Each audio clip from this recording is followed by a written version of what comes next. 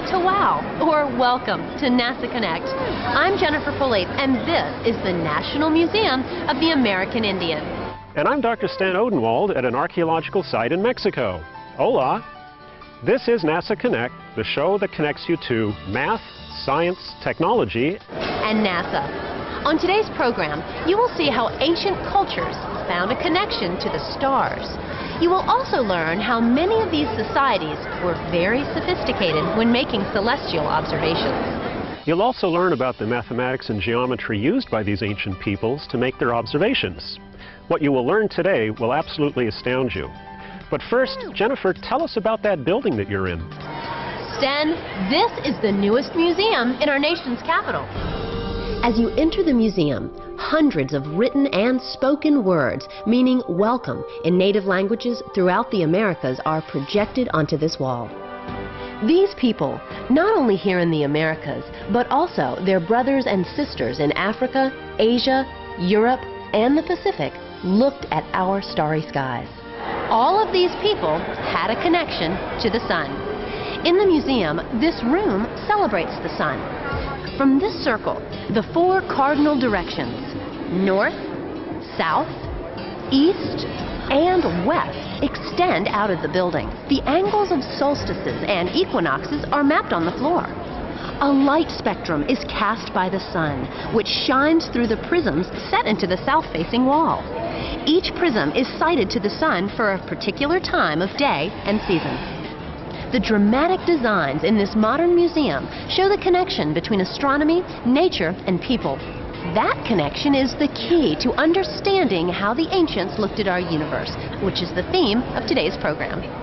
Today, we will talk to Native American astronomers. Dr. Stan Odenwald will treat us to the foundations of astronomy as we know it today, and he will fill us in on the celestial accomplishments of the Mayans.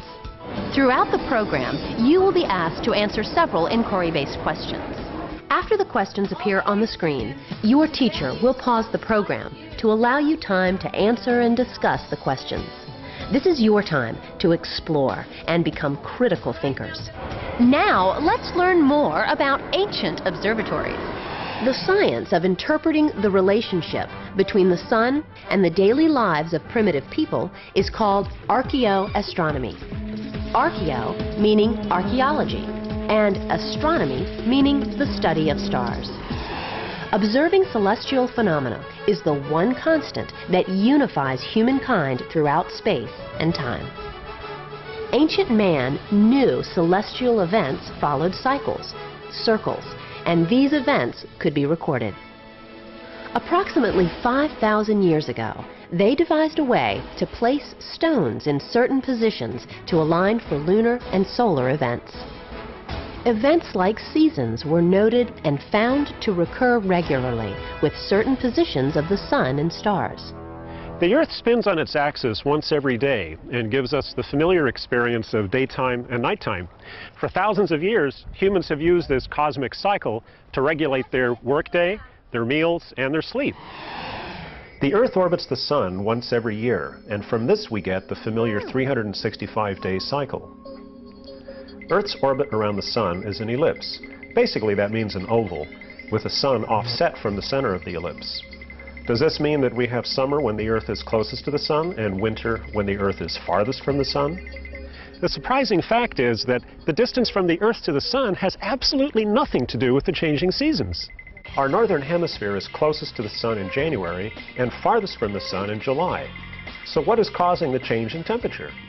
Earth's axis is tilted by 23.5 degrees from a line perpendicular to Earth's orbit. What does this mean? To understand this tilt, we have to use a bit of basic geometry. An angle has two sides and a vertex. The sides are rays that share a common endpoint called the vertex. The angle formed by two rays can be named in a variety of ways. For example, the angle formed by ray AB and ray AC can be named angle BAC, angle CAB, or angle A for short. Notice that A must be the middle letter in both three-letter names because it's the vertex. You can measure angles using a protractor. The unit of measure is degrees.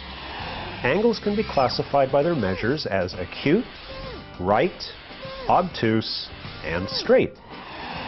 If the Earth rotated on its axis perpendicular to or at a right angle to the orbit, there would be no changes in temperature. The Earth rotates at an angle 23.5 degrees from this perpendicular line. It's a very small tilt, but enough to affect the sun's rays hitting the Earth. This is a great time to pause the program and think about the following questions. Why is the area near Earth's equator hotter than the areas near the poles? If the tilt of Earth's axis measured 33 degrees rather than 23.5, how might seasonal changes and temperature ranges differ? Teachers, it's now time to pause the program. The tilt of the Earth's axis gives us our seasons, and because of the extremes in heat and cold, it's very important to keep track of the changing seasons if you're growing food. This seasonal cycle is important to ancient and even modern people.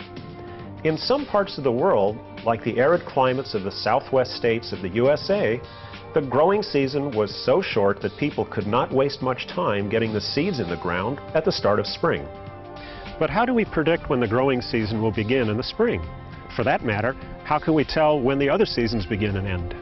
It turns out that just by keeping track of how high up the sun gets over the horizon at noon, you can determine the start of the seasons exactly.